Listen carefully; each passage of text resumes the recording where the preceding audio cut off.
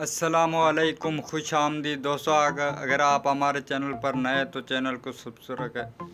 सवाल नंबर 1, दुनिया का सबसे छोटा बरे आज़म कौन सा है?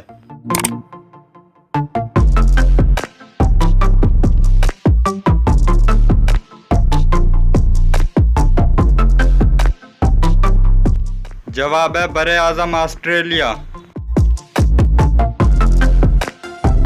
सवाल नंबर 2, वो क्या है जो बाहर से सब्ज होता है और अंदर से लाल और सफ़ेद होता है?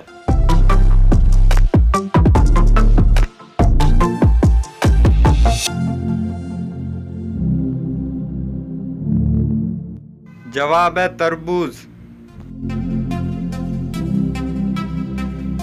सवाल नंबर 3, किस साइंसदान ने डीजल इंजन ईजाद किया था?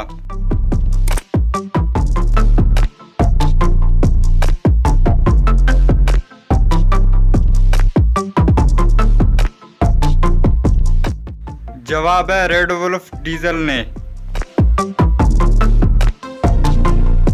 सवाल नंबर 4, दुनिया में सबसे ज्यादा कौन सी सब्जी खाई जाती है?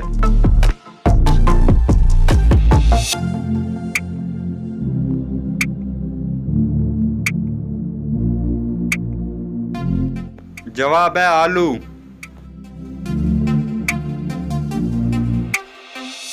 सवाल नंबर 5, औरत अपनी जिंदगी में कितने बच्चों को जन्म दे सकती है?